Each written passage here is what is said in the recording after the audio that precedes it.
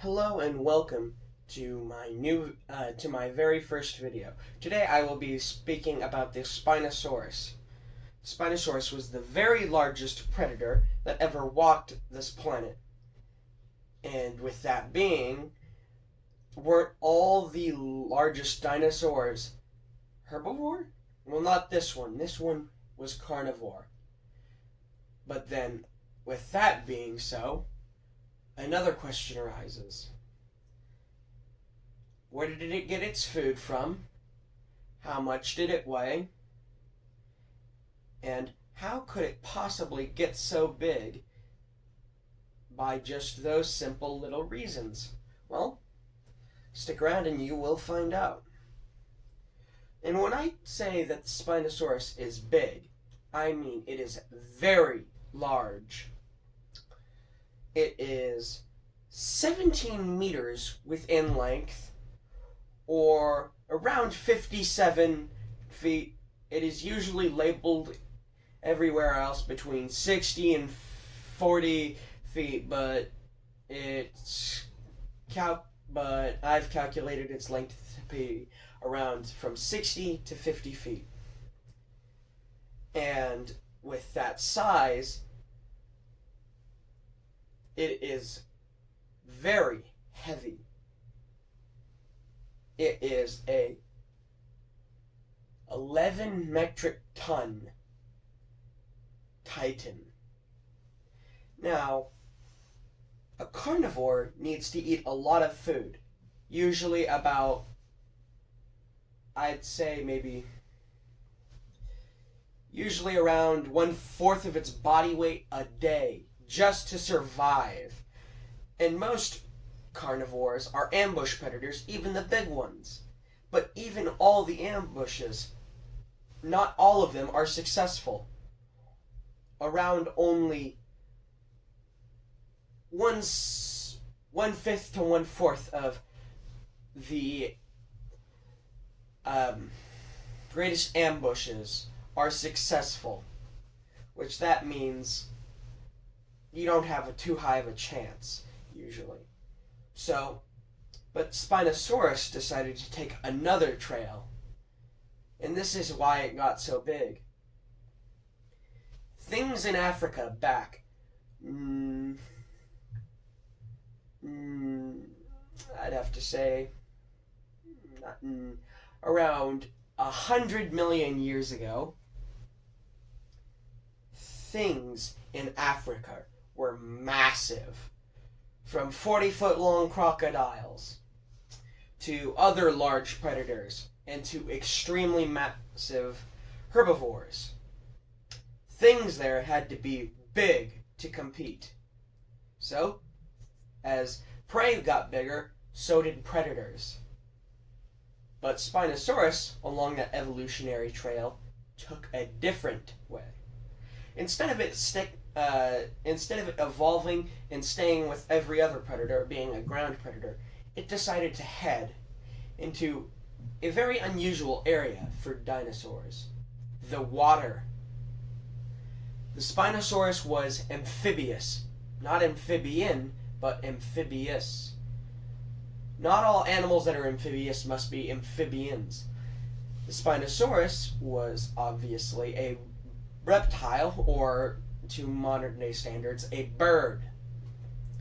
A very big one at that. And its biggest and favorite meal were a species of ancient sawfish called Onchopristis. They were around 11 meters long, and they had massive barbs, one I have in my collection, but I will show later. And now to the next question. Who would discover this?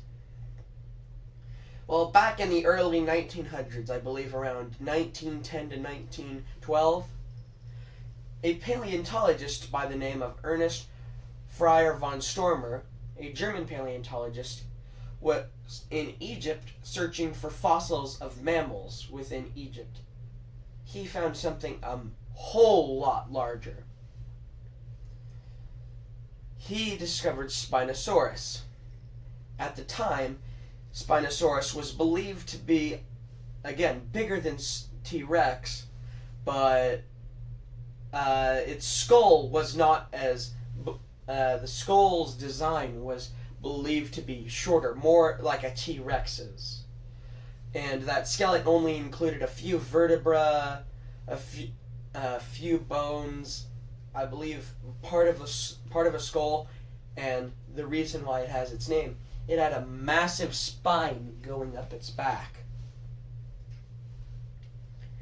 And with that being, how many skeletons were ever found of this? Well, skeletons, bones by themselves are found I have to say rarely, because Spinosaurus fossils are by far not common fossils. But two skeletons being a large amount of fossils of the same species, of the same animal, being incredibly close to each other and creating part of the shape of the animal. Sadly, only two skeletons have been found. Only two. Now back to Ernest Fryer von Stormer. Sadly, during when he finally figured out a lot of stuff about his fossils, when he was getting it moved from Egypt all the way over to Germany to be put in a museum, sadly the Spinosaurus fossils were not packed too well, and on the journey they sadly were damaged pretty badly. Some of them broke chunks off, others, yeah, you should get the point. And then when he finally got that fixed around 1920, around the time it only got to be put in the museum for a few years before World War II came around, and his fossils were sadly destroyed in a massive bombing on the town. A lot of stuff stashed beneath the museum for protection was protected from the bombs, but sadly not the skeleton. Now, what are these other dinosaurs, and what were the greatest challenges for the Spinosaurus? Well, that is now what I will be talking about. The greatest challenges for a Spinosaurus were finding enough food, which was usually common because its favorite meal was fish, and Onchopristis.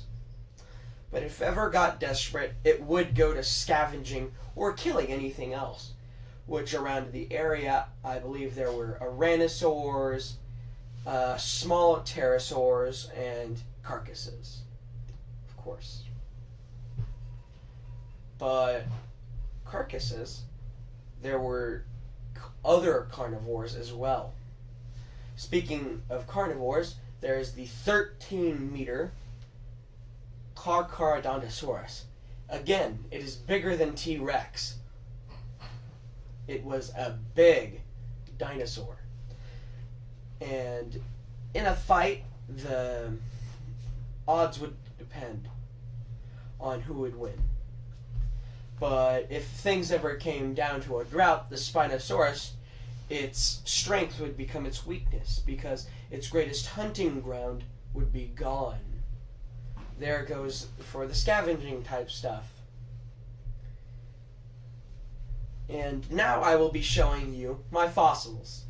Now I will be talking about the bones of the Spinosaurus, or at least the ones I have within my collection.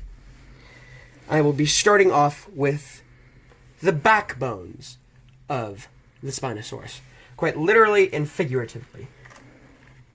These two here are vertebrae. And they are not from the same exact section from the Spinosaurus's back, nor are they the same exact vertebra type. So, as you can tell, they are quite different from each other. But if they were of the same kind, or if they were to connect, this right here would go back here, or this big part of the vertebra sticking out would go into here. That is, if they were a part of the same area, which sadly they are not because they are clearly different vertebra. Let's look at both of these under a magnifying glass.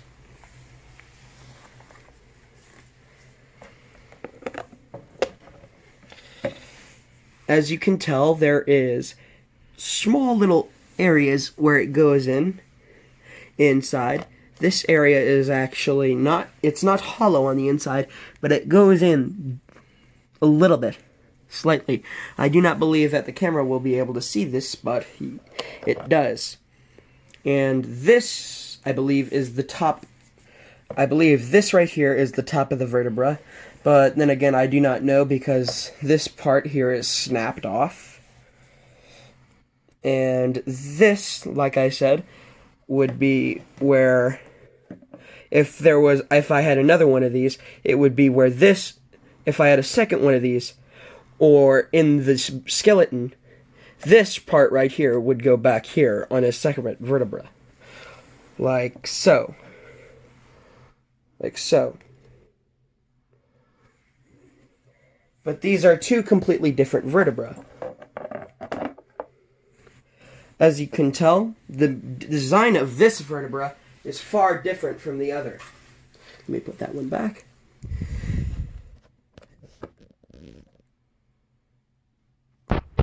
This area right here, I do not know why the crater is there whatsoever.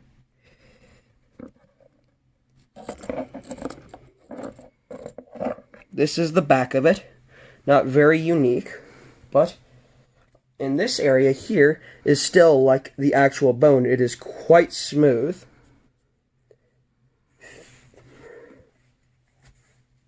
Now, to the rib bone that I own.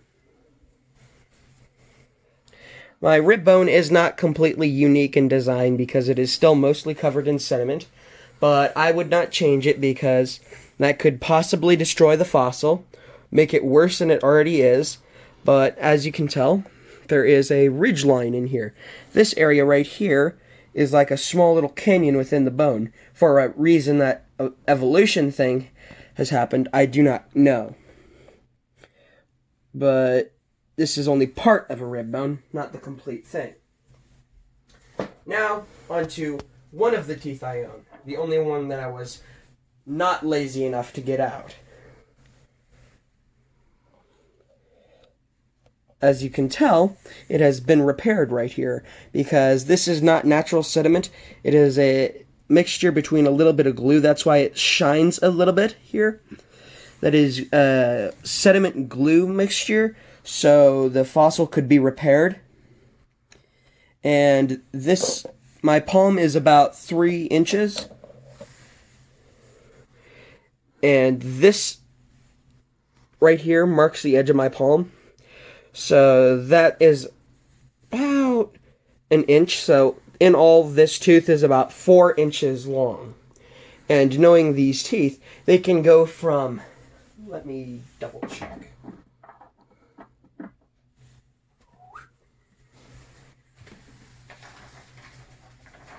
They can go from 1 inch to a 5 inch. Pretty much meaning these teeth can get very big. Now, to talk about...